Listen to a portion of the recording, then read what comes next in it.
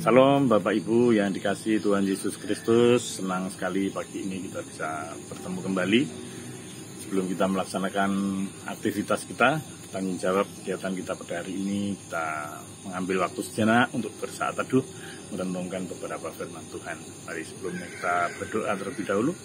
Bapa, di dalam nama Tuhan Yesus Kristus, terima kasih Tuhan, kami mengucap syukur pagi ini kami boleh bangun dalam baik, sehat, terpelihara sempurna tubuh jiwa roh kami, semua oleh karena kasih setia Tuhan.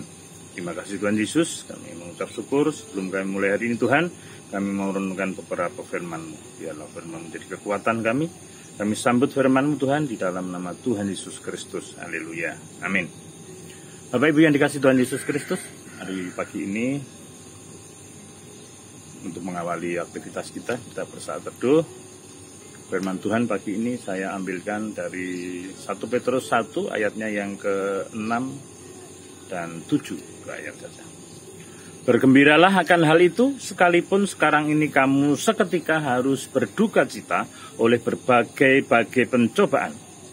Maksud semuanya itu ialah untuk membuktikan kemurnian imanmu yang jauh lebih tinggi nilainya daripada emas yang fana, yang diuji kemurniannya dengan api, sehingga kamu memperoleh puji-pujian dan kemuliaan dan kehormatan pada hari Yesus Kristus menyatakan dirinya. Amin. Demikian firman Tuhan. 1 Petrus 1 ayatnya yang ke-6 dan ke-7.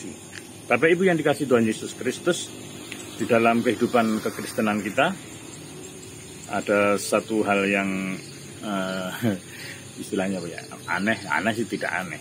Dalam iman itu kata aneh. Dikatakan sekalipun kita belum melihat Tuhan Yesus, sekalipun belum kita pernah bertemu muka dengan rasul-rasul, tapi kita percaya saja. Kita percaya saja bahwa Tuhan Yesus itu menyelamatkan kita oleh karena pemberitaan firman. Dan ini adalah satu, kalau misalnya di logika itu sebenarnya satu hal yang aneh. Kita mempercayai sesuatu yang belum pernah kita lihat. Tapi ya itu namanya kekuatan iman. Yang menarik itu. Dan kita yakin bahwa iman kita itu menyelamatkan kita. Dikatakan perjuangan kita untuk menyatakan iman itu sampai hari Tuhan Yesus menyatakan dirinya nanti. Supaya kita pada saat Tuhan Yesus menyatakan dirinya kita layak mendapat puji-pujian, mendapat kehormatan. Karena kita bertekun di dalam iman.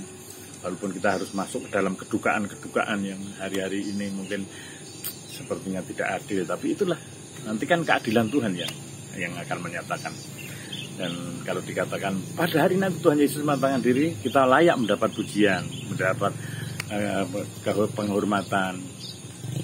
Jadi kalau kita misalnya hari-hari ini mencari pujian atau mencari kehormatan prematur, terlalu dini, biarlah pujian dan kehormatan yang kita lakukan hari-hari ini, biarlah kita persembahkan untuk Tuhan Yesus. Supaya pada waktu Tuhan Yesus nanti menyatakan diri, kita beroleh pujian dari Tuhan Yesus. Kita tidak cari pujian dari manusia. Karena pujian dari manusia itu bahaya. Bahkan ada satu firman Tuhan dikatakan, bahkan itu orang-orang Yahudi memuji-muji sama nabi-nabi palsu. Jadi puji-pujian itu bahaya. Ada yang dikatakan kepada dari orang puji-pujian itu kita harus hati-hati. Mendingan kita dikritik, mendingan kita mendapat teguran supaya kita selalu mawas diri. Karena puji-pujian ini kalau kita tidak sadar bisa memabukkan. Jadi biarlah kalau misalnya kita dapat pujian hari ini, dapat penghormatan hari ini, penghormatan dan pujian itu kita persembahkan untuk Tuhan.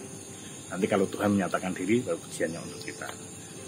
Walaupun misalnya untuk hal seperti itu menyalipkan diri betul, karena kita bukan mencari orang dipuji sedikit nanti kita terbang. Jangan.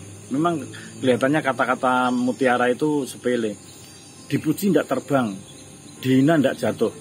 Padahal waktu dia membuat kata-kata mutiara itu ya karena pada waktu dipuji itu kebanyakan orang terbang, terus cuping hidungnya pelendus gitu. Nah, karena dia merasa dipuji. Tapi kalau dihina sedikit, wah, serasa dikarpe. Tapi kita menyadari dengan firman Tuhan pagi ini bahwa pujian dan kehormatan yang diberikan pada kita hari-hari ini. Misalnya kita dipuji, misalnya kita diberi hormat, biar kita kembalikan hormat dan pujian itu pada Tuhan, supaya kita tidak jatuh tersandung, supaya juga pada waktu Tuhan Yesus menyatakan dirinya nanti, pujian dan kehormatan biarlah dari Tuhan Yesus kepada kita. Layak engkau hai hambaku, Sabdas masuk ke dalam perjamuan. Kira-kira demikian Bapak Ibu. Terima kasih. Mari sebelum kita melaksanakan hari ini, biarlah firman tadi boleh menguatkan kita bahwa hari ini kita mencari hormat dan kepujian bagi nama Tuhan. Itu adalah suatu nilai yang tinggi, lebih daripada emas. Mari kita berdoa. Terima kasih Tuhan Yesus, kami mengucap syukur untuk firman-Mu, sungguh suatu kekuatan bagi kami. Biarlah hari-hari yang kami lalui, yang kami jalani, semakin kami bertekun di dalam iman percaya kami, oleh karena kekuatan yang Tuhan berikan. Terima kasih Roh Kudus, kami mengucap syukur. Di dalam nama Tuhan Yesus Kristus, kami serahkan hari-hari ini, sepanjang hari ini dan seterusnya di dalam tangan kuasa-Mu. Demi nama Tuhan Yesus Kristus kami berdoa. Haleluya. Amin. Tuhan berkati.